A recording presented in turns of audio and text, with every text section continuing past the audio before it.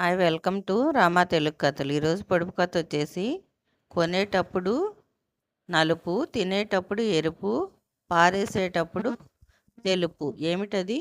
ఈరోజు కథ పేరు తెనాలి తెలివి. అది విజయనగర సామ్రాజ్యం. రాజుగారు కోటకు దగ్గరలో ఒక గ్రామం. ఆ ఊళ్ళో ఒక ముసలావిడ నివసిస్తూ ఉండేది. ఒక రోజున నలుగురు వ్యక్తులు వచ్చి, అవ్వ, మేము చాలా దూరం ప్రయాణం చేసి వచ్చాం. మాకు మీరు ఓ గదిని అద్దెకి ఇస్తే కొన్ని రోజులు ఇక్కడే విశ్రాంతి తీసుకొని తర్వాత మళ్ళీ మా ప్రయాణం ప్రారంభిస్తాం అని అన్నారు.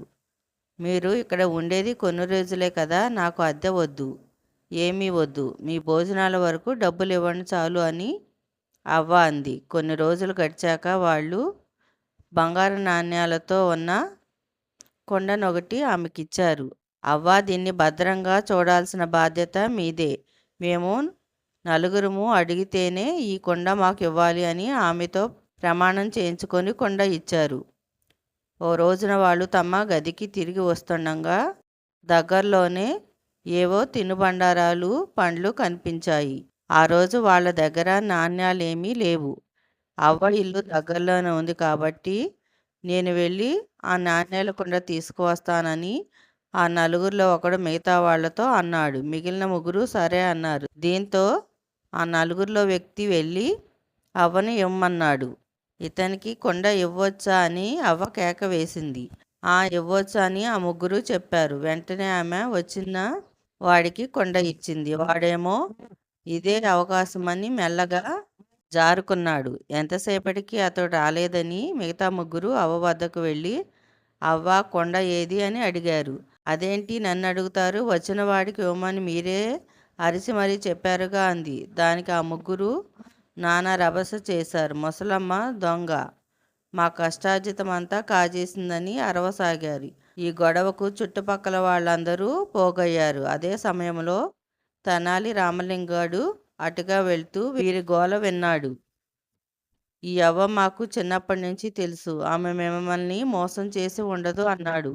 ఆ ముగ్గురు ఆయన్ని పోల్చుకోలేకపోయారు.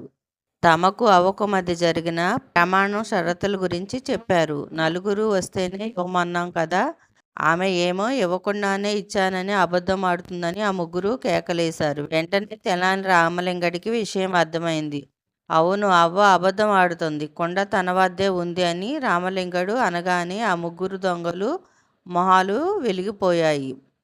ముసలమ్మకేమో కళ్ళ వెంబట నీళ్లు ఉబికి వచ్చాయి. కానీ ఆ కొండ ఇప్పుడు మీకు ఇవ్వటం కుదరదుగాక కుదరదని అంతలోనే రామలింగడు కొండ బద్దలు కొట్టాడు. అదేంటి, మాది మాకు ఇవ్వాల్సిందని వారు పట్టుబట్టారు. మీ కొండ మీకు కావాల్సిందే అంటే ఆ నాలుగో వాడు రావాల్సిందే అని రామలింగడు తేల్చేశాడు. ఈ ముగ్గురు గతుక్కుమన్నారు. అయినా వాడో దొంగ వెధవ, వాడు ఎక్కడున్నాడో ఎవరికి తెలుసు, మేము ఉన్నాం కదా అని పట్టుబట్టారు. మీలో ఒకడు దొంగ అయితే మీరు దొంగలే అన్నమాట అని రామలింగడు అనగానే వారు తమ బండారం బయటపడిందని పారిపోయే ప్రయత్నం చేశారు. అక్కడే ఉన్న భటులు ఆ ముగ్గురిని బంధించారు. తర్వాత పారిపోయిన ఆ నాలుగో వాడిని పట్టుకొని బంగారు నాణ్యాలు స్వాధీనం చేసుకున్నారు. తన మీద పడ్డ నింద తొలగిపోయి నిజం బయటపడినందుకు అవ్వంతో సంతోషించింది.